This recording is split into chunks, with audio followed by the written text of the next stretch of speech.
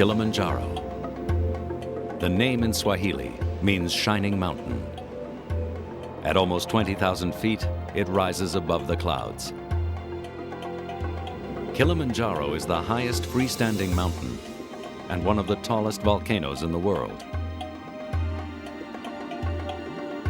It supports a surprising variety of environments, from lush tropical rainforests to frigid polar-like glaciers. But in recent years, the glaciers which surround the summit have been shrinking. In the last century, 80% of them have disappeared.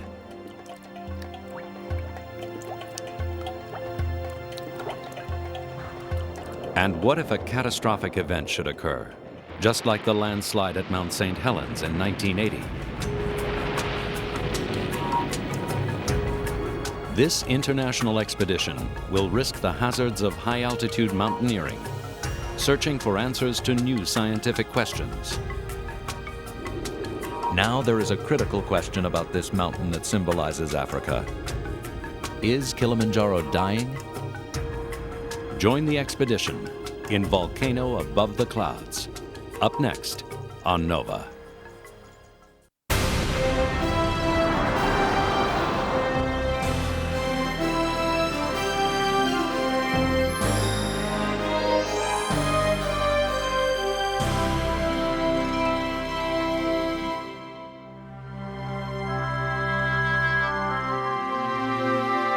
Major funding for Nova is provided by the Park Foundation, dedicated to education and quality television. Science. It's given us the framework to help make wireless communications clear. Sprint is proud to support Nova. We see an inventor. At Microsoft, your potential inspires us to create software that helps you reach it. Your potential, our passion. And by the Corporation for Public Broadcasting, and by contributions to your PBS station from viewers like you. Thank you.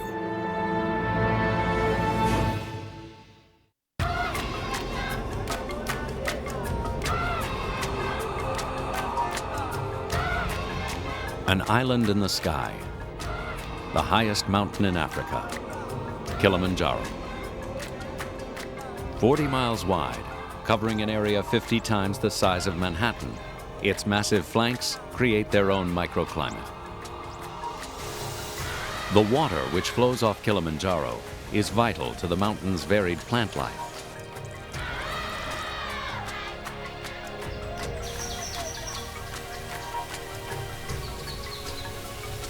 And the isolation of its forests has allowed for many species to evolve.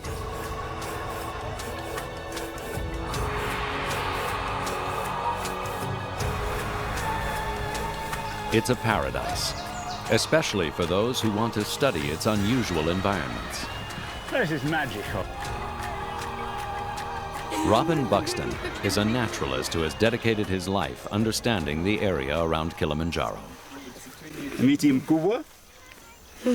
I was born in East Africa, and it's a place that I've always come back to.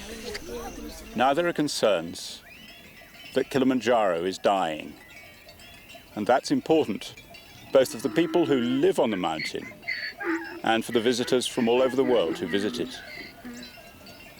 I'm going to try and climb Kilimanjaro, which will be very difficult for me, but I think it's well worth doing if we can answer some of these questions about its health. Robin has also spent his life overcoming a personal tragedy. At the age of 2, when Robin and his family were living here, he contracted polio, leaving him permanently disabled. The same infection killed his father. Robin has always wanted to climb this mountain. It will be a supreme test of his abilities, but he feels an urgency to do it now.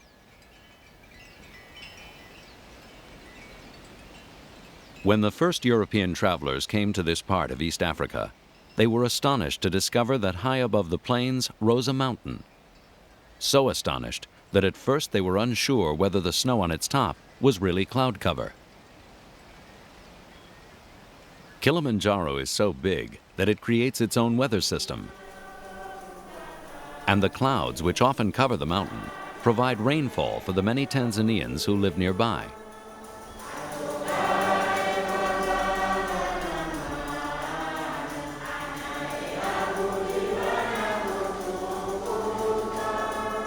They too are desperately concerned that the mountain may be dying, putting their livelihoods at risk.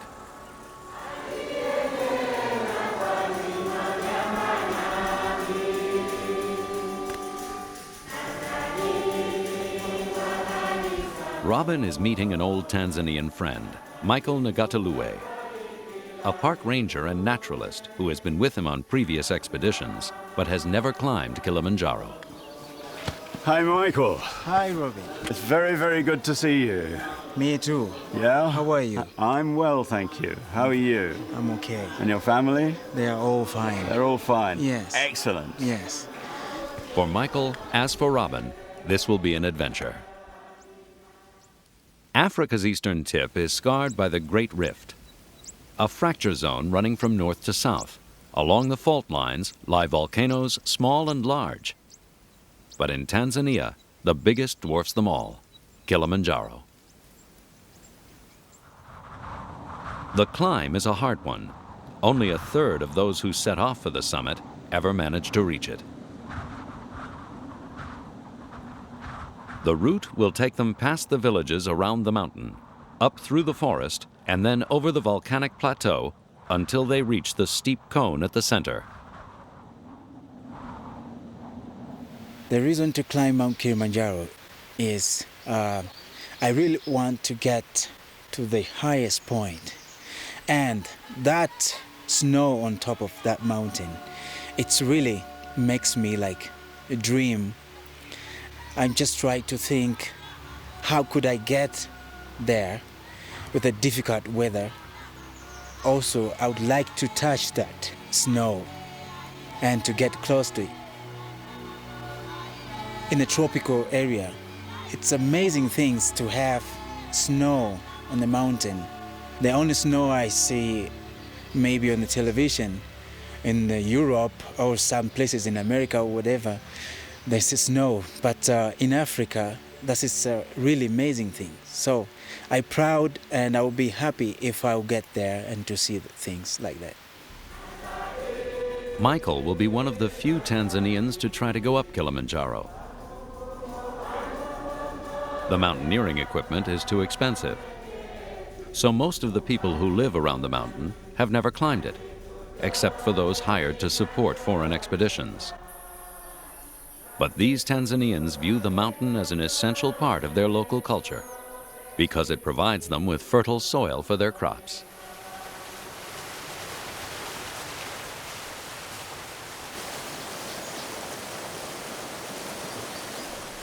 So, your daughter is Edita.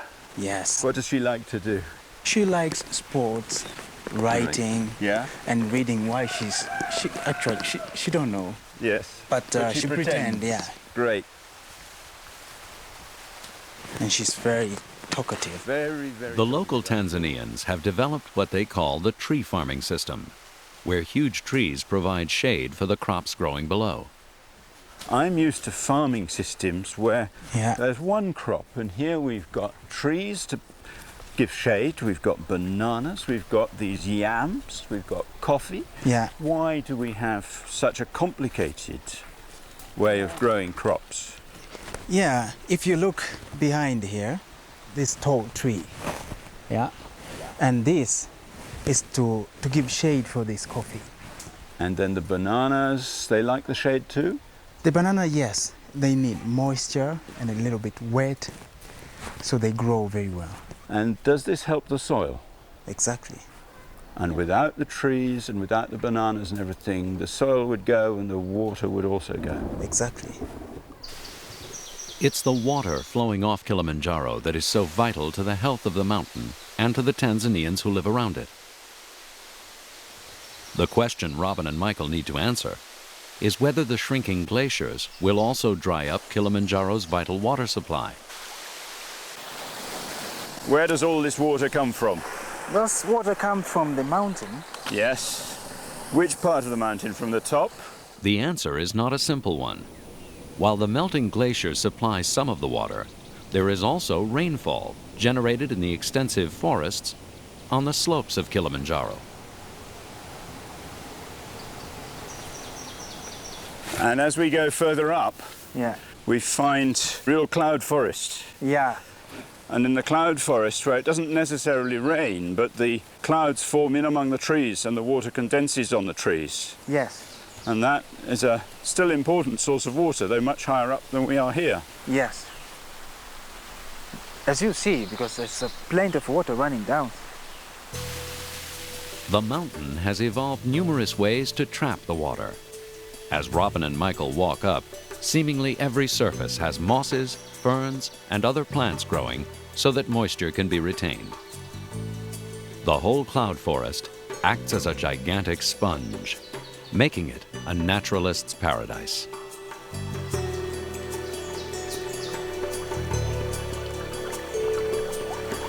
This is magical.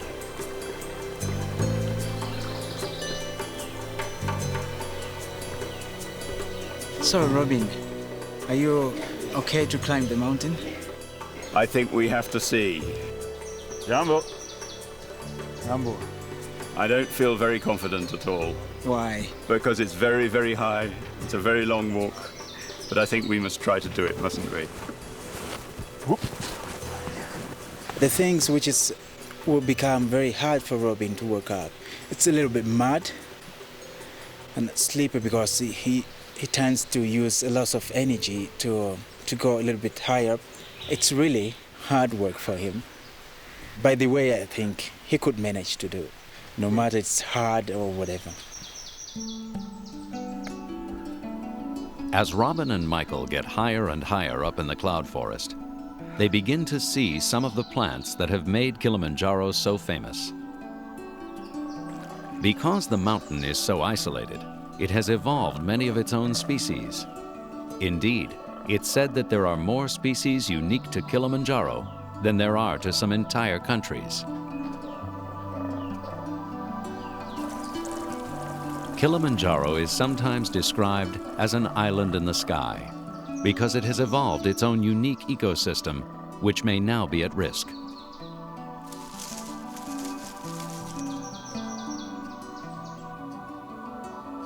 For Robin and Michael to move further up the mountain, they will need the support of a full expedition with porters and all the equipment necessary for high-altitude mountaineering. Here we are, where we set off onto the mountain proper. It's absolute pandemonium, lots of people looking for work as porters, people being matched to the loads we've got, and really quite a chaotic scene. The vehicles have had trouble bringing the kit to this point, stuck in the mud and things like that, so we're a lot later setting off than we'd hoped to be. It's going to be a bit of a saga getting to camp before it's dark. Joining Robin and Michael is German geologist Volker Lorenz, a world expert on volcanoes. Exactly. We're in a position now, all these three boxes and these six. Another geologist, Kevin Doherty, already knows the mountain well and is the team's leader. So these are all the... They must carry all the normal supplies, plus the extra film equipment. That means a total of 50 porters will be needed for the early stages of the climb. Which is probably quite a good thing, though, for getting it. It's going to be a tough trip for everyone. The Tanzanians all come from the lowland area around the mountain, so they are not acclimatized to high-altitude living.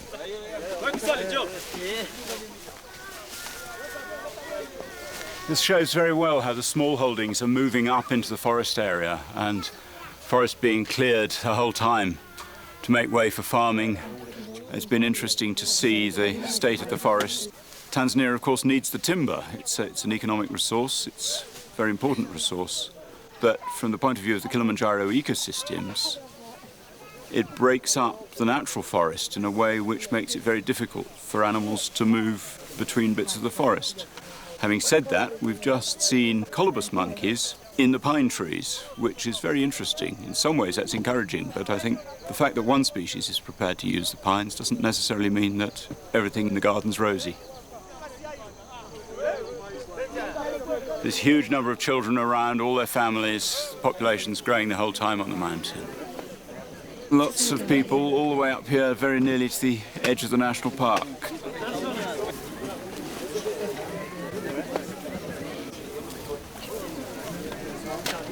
It's always exciting, this point, and feeling that we're really starting the top part of an expedition and get to the high ground. You'll probably hear me get breathless because we're here at about 9,000 feet and breathing starts to get a bit more difficult, the air's thin.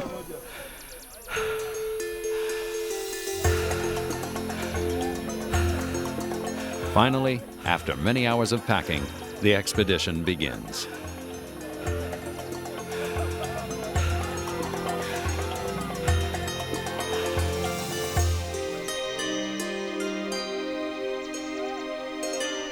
After 2 days of climbing, the team is above the trees and are now at the same elevation as the clouds.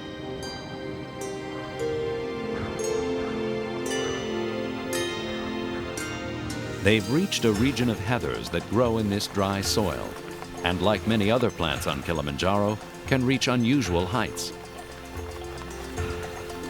For Volker Lorenz, this is his first sight of the volcanic craters that cover Kilimanjaro.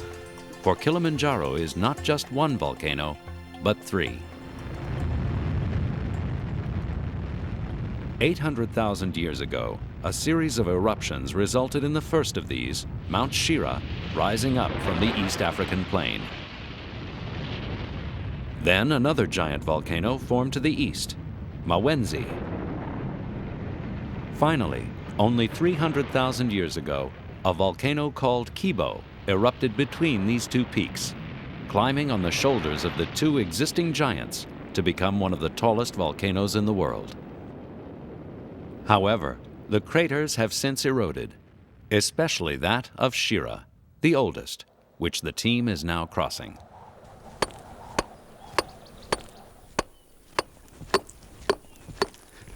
Oh, that's a nice piece. Volker and Kevin are trying to determine precisely how the craters collapsed, because this may forecast what happens to Kilimanjaro in the future. These vesicles, they are the result of the magma. Until recently, scientists assumed that the roof of the craters had simply caved in. Since St. Helens, there's a new model because of the steep slopes and some eruptions and material moving in from below.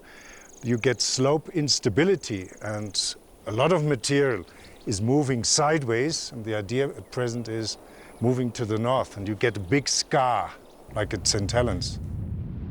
Volker is concerned that Kilimanjaro may do what St. Helens did in 1980, not erupt, but suffer a landslide, ripping open the side of the mountain and releasing a pyroclastic flow that devastated a huge area around it.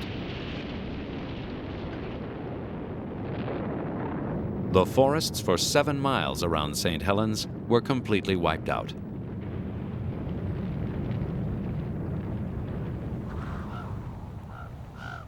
Looking at Kibo, the main summit of Kilimanjaro, Volker and Kevin can see that the rim had collapsed at one point in time from just such a landslide.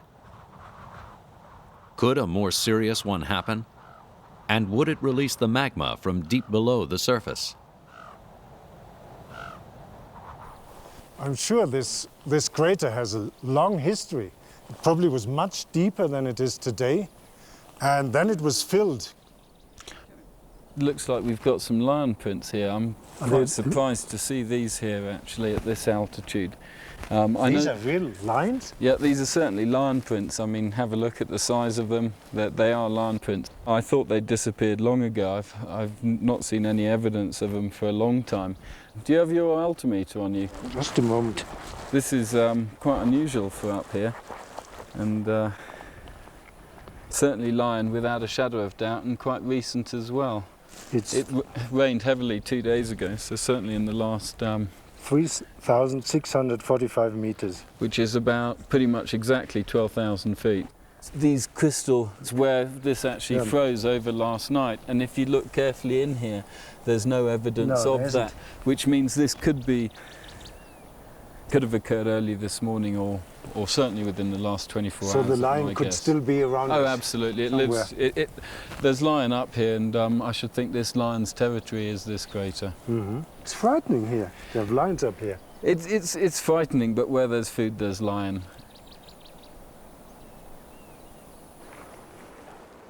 Robin is lagging behind the others. The strain of crossing the great volcanic crater of Shira is beginning to show. It's taking him twice as long as the rest of the party to get from camp to camp, even though he is pushing himself as hard as he can. But he has climbed mountains of a similar height before, and he is determined to climb this one.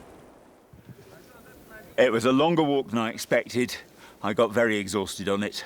We've come up apparently only 1,000 feet from where we camped last night, but it felt like an awful lot more than that, and I was really cold when I got in my tent, so got in the puffer jacket and the sleeping bag, and I'm warming up now, but I feel a lot better.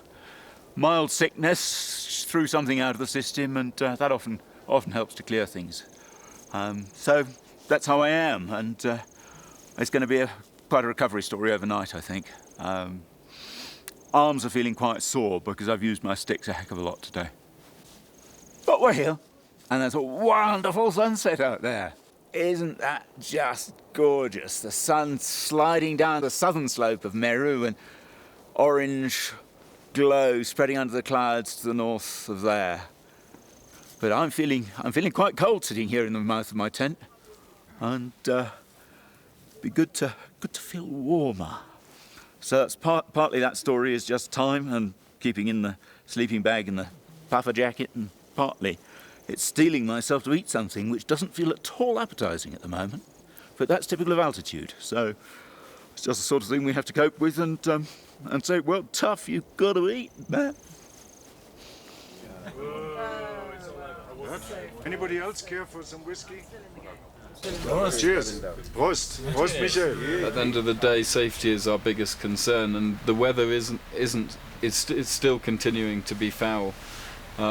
So it's raining down here, but it's probably, what will it be, snowing up there? It is snowing up there because at the moment The team has a problem. They are trying to get up to the western breach, the dip in the side of the mountain caused by a landslide. But much more snow has fallen than is normal for this time of year. But the point is that the reason that we've actually come at this time of year is there should be very little snow, if any at all.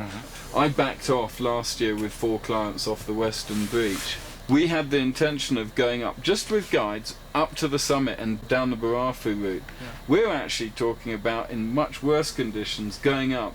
We don't actually know what the conditions are like. We know they're worse. I've talked to people who've been up in January a few years ago, and they were saying they thought I could probably manage it, but then it was very dry. There's no snow up the route to go up. What I like to do, particularly at this point when we're climbing higher up on the mountain, is to slow the pace down and to keep moving rather than take lots of stops, and just at a very, very slow pace to enable us to acclimatise as we're moving. I'm actually inclined to get Robin up before the rest of us, if that's okay with you. 5:30 for Robin as a time to wake up, and preferably leaving. I better miss dinner and go to bed then, Kev. Yeah.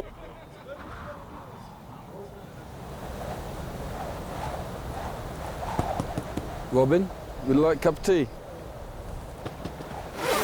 Bit cold one, is it? Yeah, it's frosted. There you go. That'll bring life to the system. That's brilliant. Do you have a headache? Feel fine? No headache. Excellent, excellent.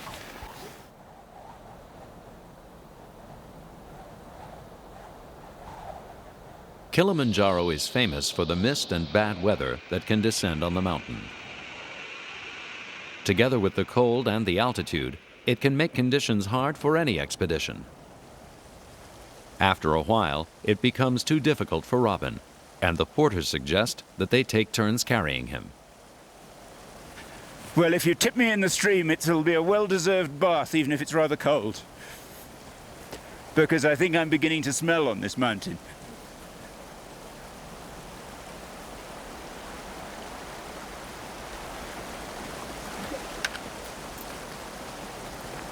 Man seemed to enjoy it as much as I think I did, which is he's one of our real stalwarts, obviously, and great credit to him for saying that that was the easiest way to get me down there, because I think that could have taken me 2 hours to walk down that scree slope quite easily.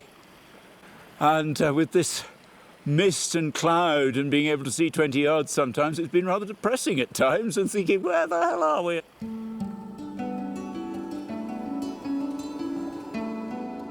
Robin and Michael find themselves descending into a sheltered dip beside the mountain. Here there is a valley full of giant senecio, a plant that usually grows to only a few feet, but here towers above them.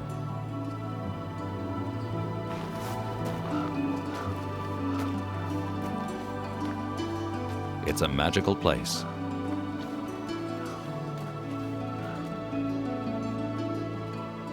Kilimanjaro is known for its giant plant life.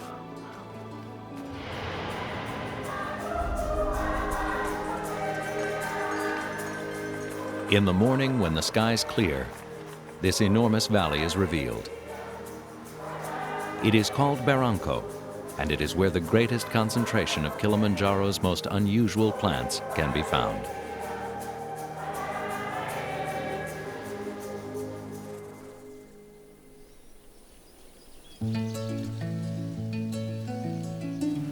Well, Michael, we talked about looking forward to finding the senecios, and here we are with a great forest of them. Isn't this exciting? Yeah. This nearest one seems to have the remains of flowers on it. Yes. And I can't see the remains of flowers on any of the others. So I think flowering must be a fairly rare event. Yeah. It's like old leather, isn't it? These leaves. The water just goes down into this part, because this is, it's look like more softy, and then it collects some sort of water, and it keeps in that leaves. The evolutionary process of these plants is even affecting the dead part, isn't it? So that it doesn't decay away and fall off, but it stays with the plant. This has several layers. But this is a very, very thick layer of insulation. We've just been. I hope we can put this back nicely for the plant's duvet tonight, because it needs that.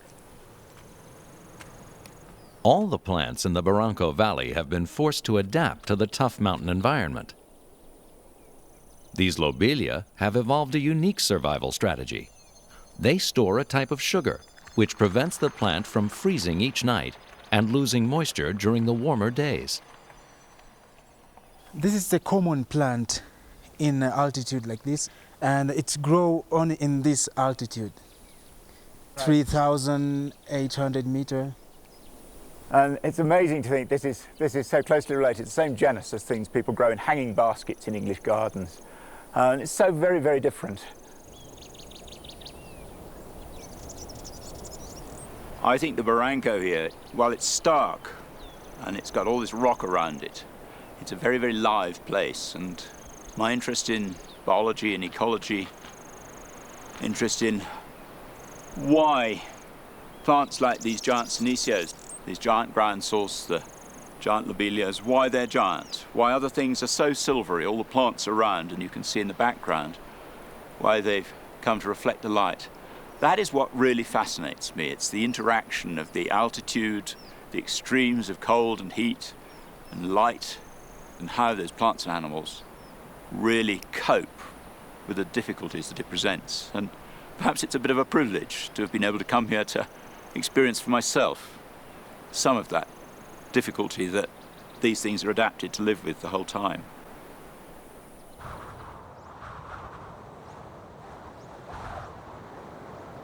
Meanwhile, the team is still concerned that there might be too much snow on the mountain. Kevin decides to send an advance party to see if the route is passable.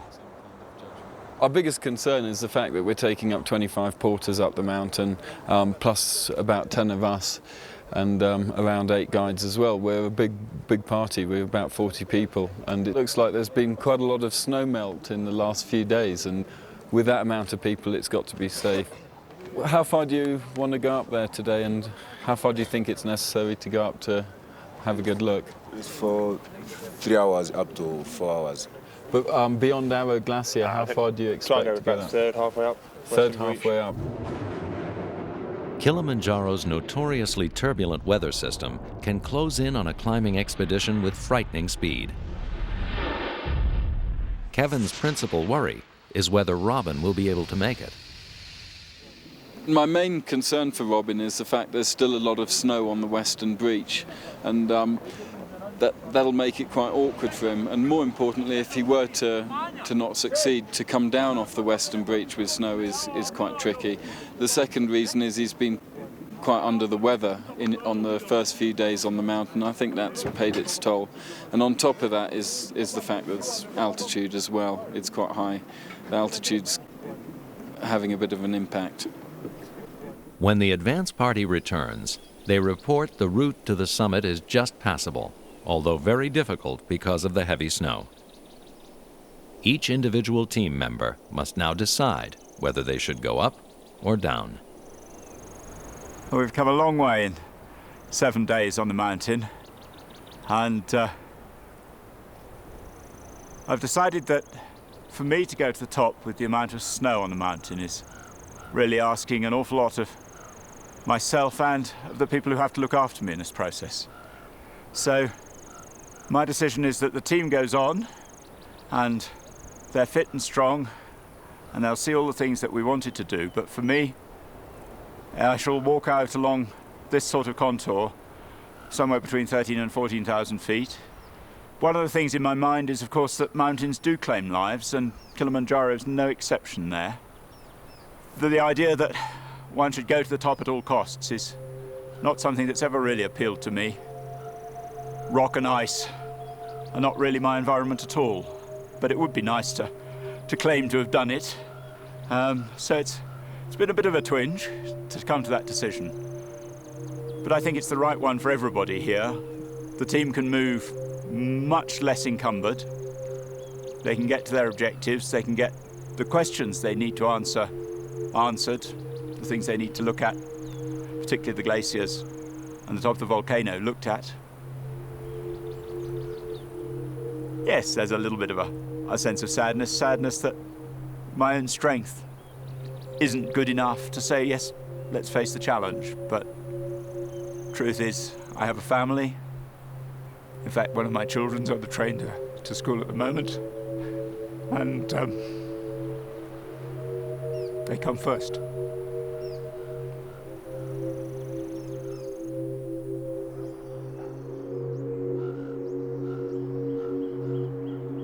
Robin's decision that he have to go down, I support him.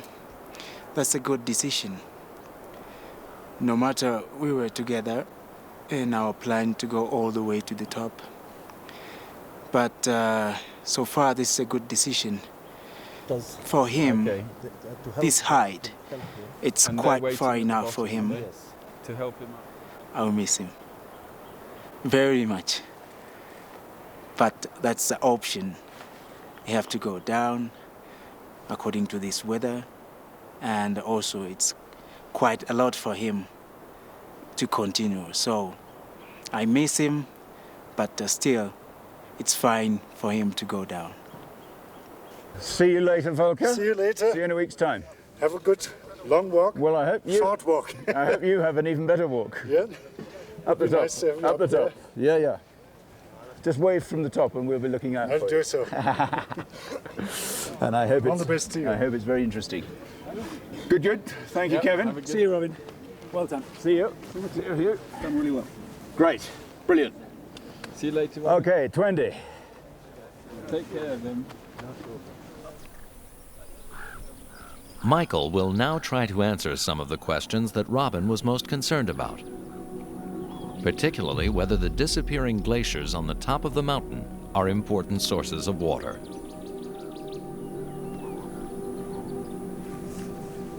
The team decides to begin their 2-day assault on the western breach.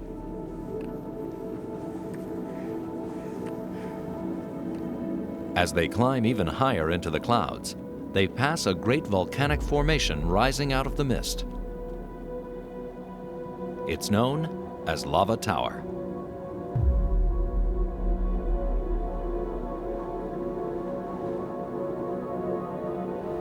They are now approaching the snow line.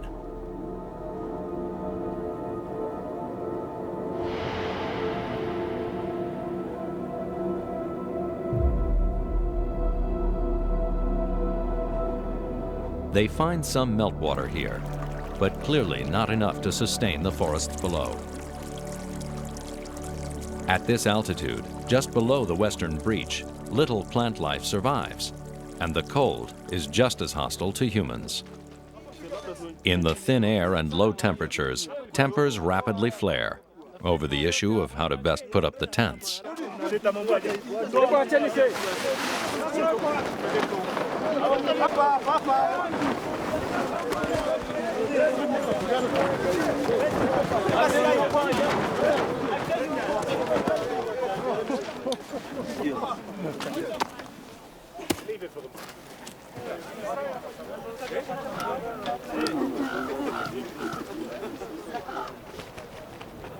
Here, where we are now, we are at Arrow Glacier. So we are overnight here. It's cold, and it's difficult to tell you how many centigrade, but it's a freezing cold. So, and sometimes it's hard to breathe, and you get it difficult.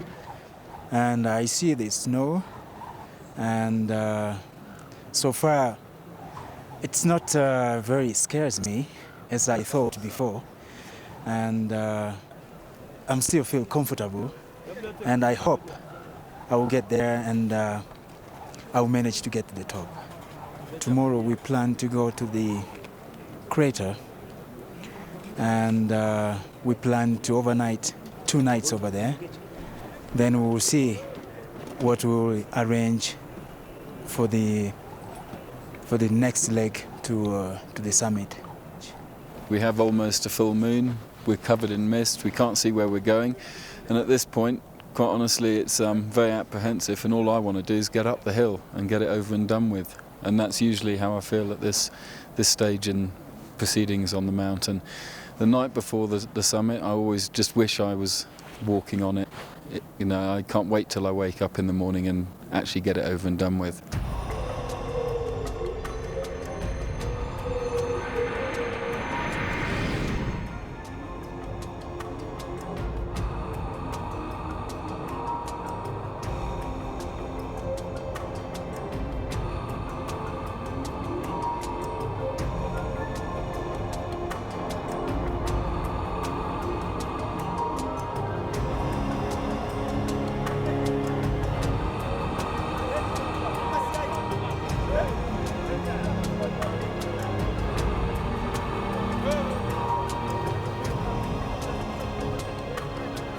At 18,000 feet, walking up the rock face of the western breach is a phenomenal physical challenge.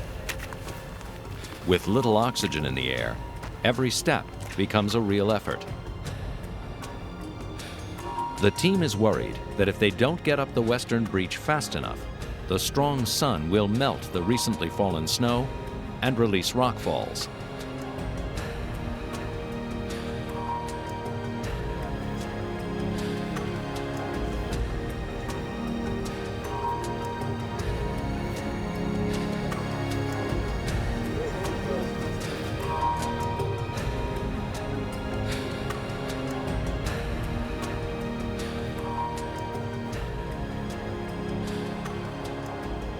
The quicker we get out of here, the better. Huh? The quicker we move on from here, the better. Really? You're not happy with it? The best place to stop is like, you see this cliff on our left, some location like that, or even where this lot are, but in the rocks. So anything that comes down from the cliffs above, bounce over.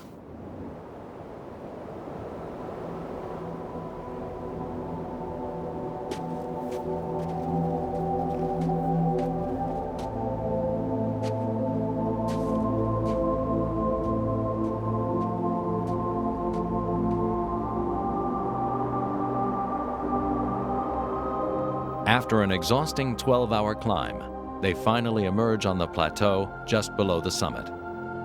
This is where the great glaciers surround the volcanic crater of Kilimanjaro.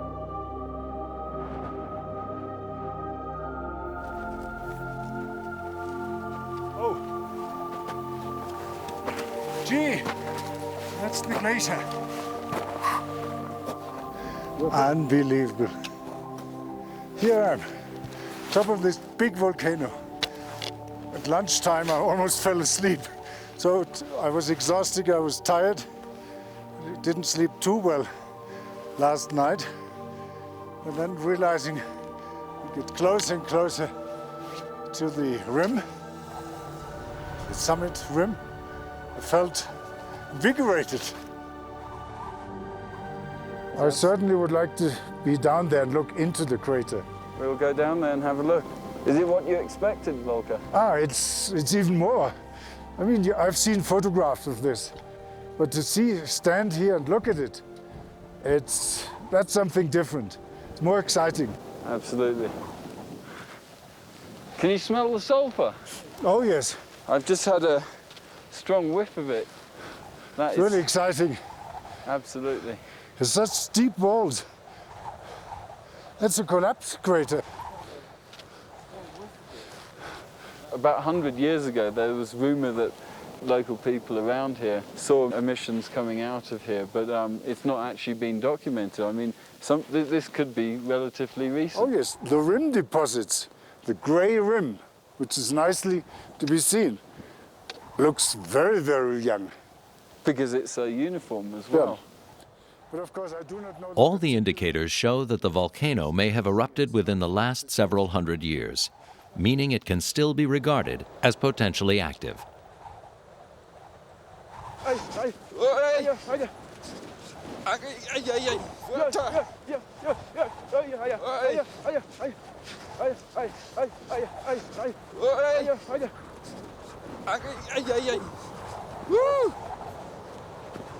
To determine just how active Kilimanjaro might become, they need to descend into the bowl at its center. Here, in the oxygen-starved atmosphere, the heat of the crater floor and severe cold make it seem as if they are walking on the moon.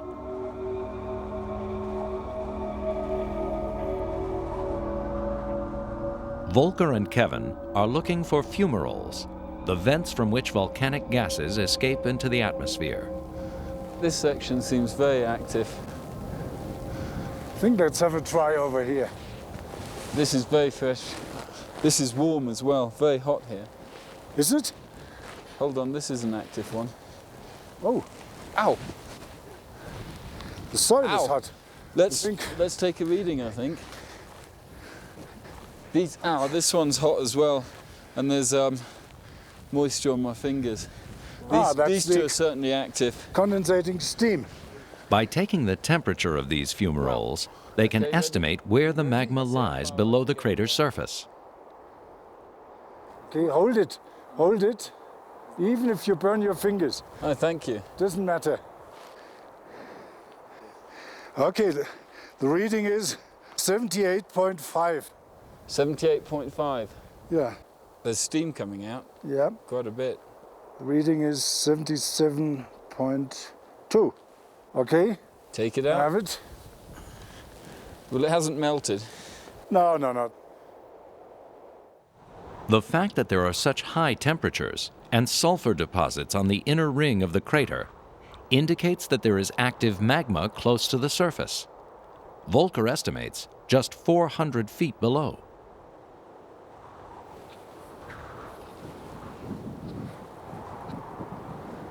Wow. This is really something.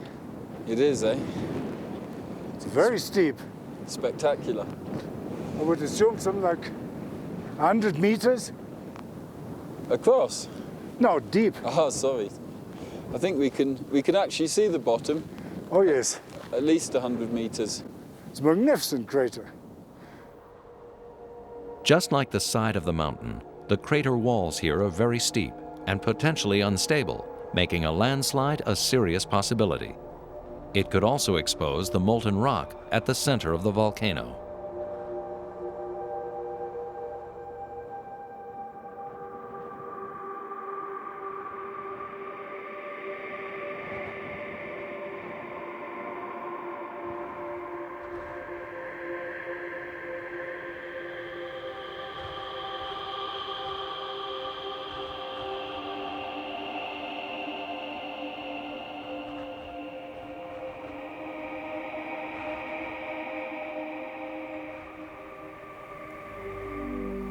When I saw the glacier for the first time, it looked like something which is I didn't expect it to see in my eyes. It's real, I cannot explain. And it's something which is very beautiful. The glaciers I expected to see is just like the one I see in the pictures, in a flat surface. But the one I see now, it's totally different. And it's really, really amazing because it's something like a tower, a big tower of the glaciers. It's the rising warm air given off by the volcano that sculpts the glaciers into such fanciful shapes. And it's atmospheric radiation that causes most of the water from the glaciers to evaporate. As Michael studies the glaciers, it's clear that they are not a major source of water for the mountain. The glaciers of Kilimanjaro are shrinking. Recent research has shown this is likely due to global warming and other causes. The glaciers have been consistently retreating since the German explorer Hans Meyer first climbed the mountain in 1889. It wasn't until 1912 that the first real survey was done of the ice cap. According to the latest research, since that time, about 80% of the ice field has vanished. And the heat from the volcano below is another factor. But whatever the cause of the melting, it is estimated that by 2015, the glaciers will all be gone. If glacier disappear on Kilimanjaro, I feel so sad because if glacier disappear, that means it will be a lot of problem, and also the beauty of this mountain will disappear.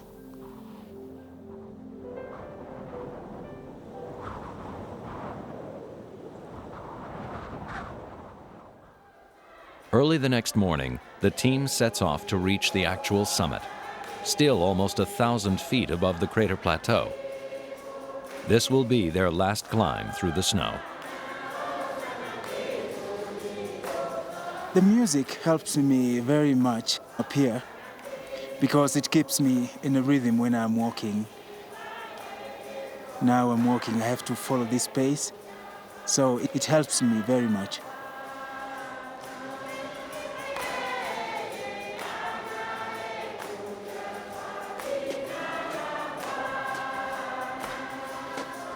When Hans Meyer first climbed the peak, he named it Kaiser Wilhelm Spitze, after the German emperor.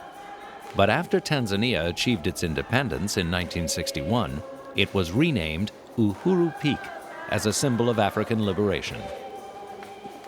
The word Uhuru in Swahili means simply freedom. Woo! I made it. I can't believe it. Whoa, top of the world. Wow. The highest point in Africa. This is the point of my dream. Oh, man.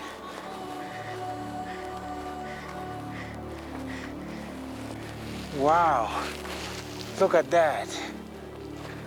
A massive view. The glaciers. Ooh.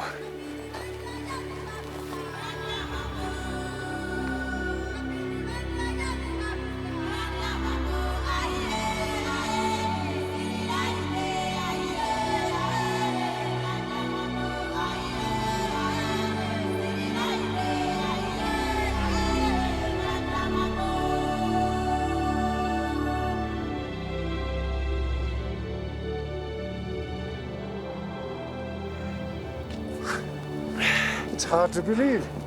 But here we are. Look at that view, eh? The top of Africa. Michael, Michael. Congratulations. Ja, Kyle.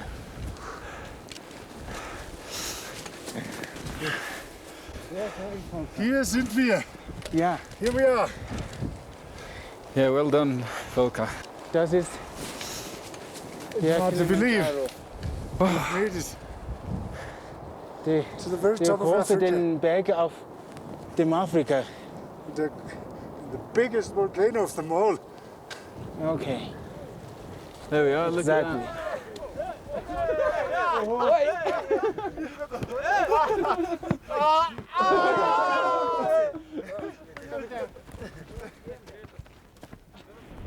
Hello, Robin. Hello, is that you, Mike? Yes, Where are you? I'm on the top now. On the top of the whole... Yes, I made it. What's it like? It's very cold up here. And I'm happy I made it. Excellent. What can you see? I can see the Heim Glacier. And I can see the crater. How do you feel? I feel okay. A little bit tired, but I'm okay. And did Volker make it with you? Yes, Volker made it too. Well, listen, maybe we can fly up and see the mountain together later. Because I think that's the only way I'm going to see it now. Okay, Take care coming down then, Michael. thank you. I hope to see you again. Bye, Robin. See you when I get there.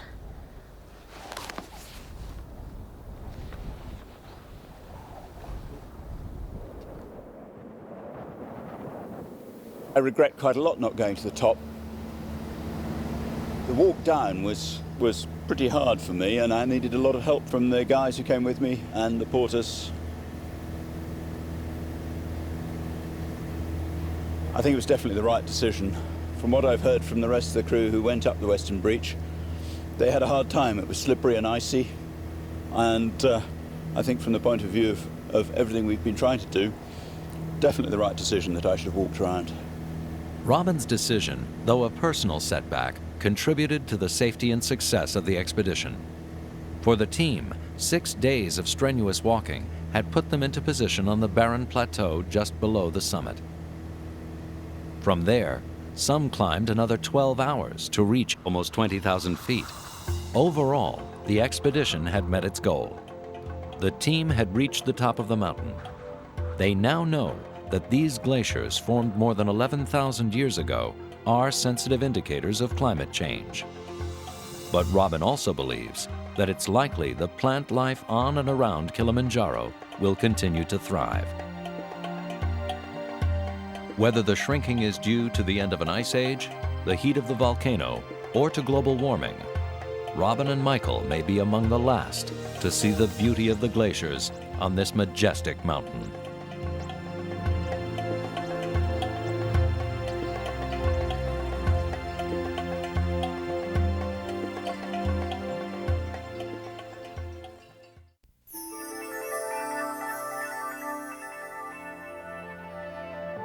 On NOVA's website, the adventure continues beyond Kilimanjaro, the African continent's tallest peak.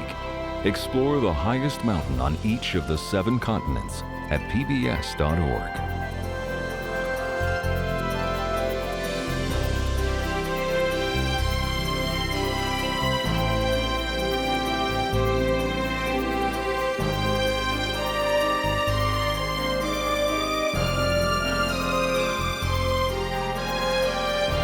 To order this show or any other NOVA program for $19.95 plus shipping and handling, call WGBH Boston Video at 1-800-255-9424.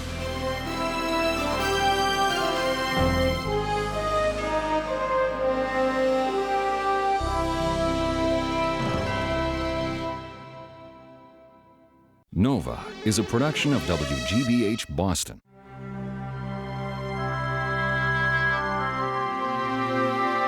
Major funding for NOVA is provided by the Park Foundation, dedicated to education and quality television.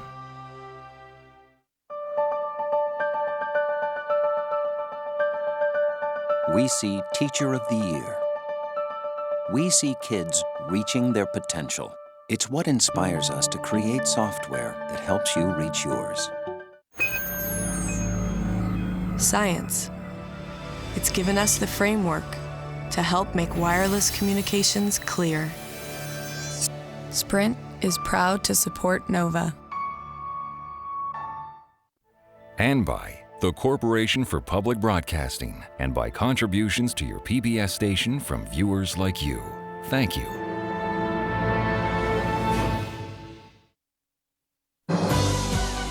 We are PBS.